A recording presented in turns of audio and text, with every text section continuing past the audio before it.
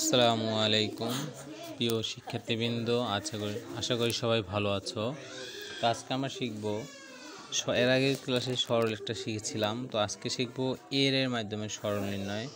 তো আজকে আমি একটা শিখতেছি, দেখো একটা লিখতেছি যে পাশাপাশি ব্র্যাকেটটার মধ্যেও করাটা শিখব। তো আগে আমরা শুধু এটা শিখি। 30 যোগ 36 ভাগ 4 এর 3 বিয়োগ 30। তো এটা এই যে এর আছে, এর মানে কি, এর কাজ সবাই আগে করতে আমি বলছিলাম। এর পরে ভাগ, তারপরে গুণ, তারপর যোগ বিয়োগ নাকি। তো এর কাজ, এর মানে গুণ, তাহলে এর কাজটা আগে করে ফেলি আমরা। এর মানে কি গুণ, এটার মধ্যে কি গুণ করব। তো তার আগে বলতেছি, যারা আমার চ্যানেলটি এখনও সাবস্ক্রাইব করো নয়, সাথে সাথে সাবস্ক্রাইব করে দাও, পাশে থাকা বেল আইকনটি অন করে দাও, যাতে করে পরবর্তী ভিডিওগুলো সাথে সাথে পেতে পারো। তো এবার দেখো এটা গুণ করতেছি। তো এগুলো প্রথম রাশিগুলো সব লিখে ফেলবো। 30 যোগ 36 ভাগ, এবার 3 4 কত 12, তো 12 বিয়োগ 30। এর কাজ শেষ। এর পরে কিসের কাজ বলছি? ভাগের কাজ। তো ভাগ একটা আছে, যে ভাগ, এবার ভাগের কাজটা করব।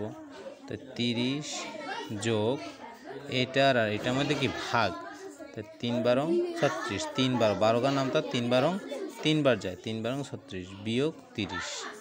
এটাও বুঝতে পারছি। এবার কি বলছি? গুণ তো আর নাই, গুণ নেই। এবার কি যোগ বিয়োগ কাজ, যোগগুলো আগে করে ফেলি। এটা যোগের রাশি, কারণ আমরা জানি যে বাম পাশ সাইন থাকে, তো কোন সাইন না থাকলে কি যোগের রাশি, এটা যোগের রাশি। তো 30 যোগ 3 কত হবে? 33 বিয়োগ 30।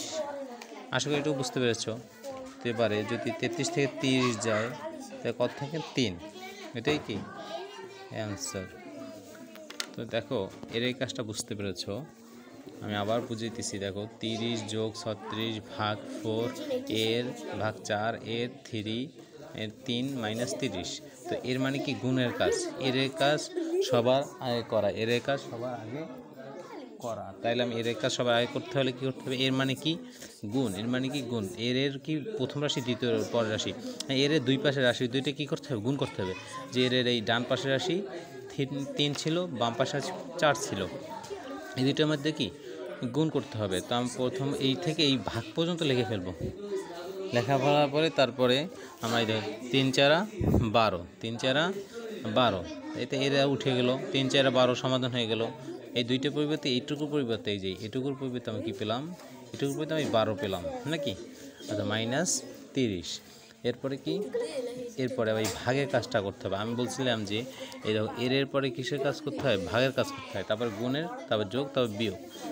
তো এরপরে ভাগের কাজ করতে হলে, তাই এই যে 12 দ্বারা 36 হয়, 3 12 36, এই যে এই 3টে পেয়েছি। এই যে এটুকুর পরিবর্তে এই 3টা পেয়েছি, যে 3 12 36। ভাগের কাজ শেষ, তাই গুণ নাই আর, কারণ আমি বলছি ভাগের পর গুণের কাজ করতে হয়, তো গুণ নাই, তারপরে যোগ বিয়োগের কাজ। তো যোগ আছে দুইটা রাশি, তো 30 আর 3 যোগ 33 বিয়োগ 30, 30। তাই 33 বিয়োগ 30 বিয়োগ করলে কি 3 থাকে। আশা করি তোমরা বুঝতে পেরেছ।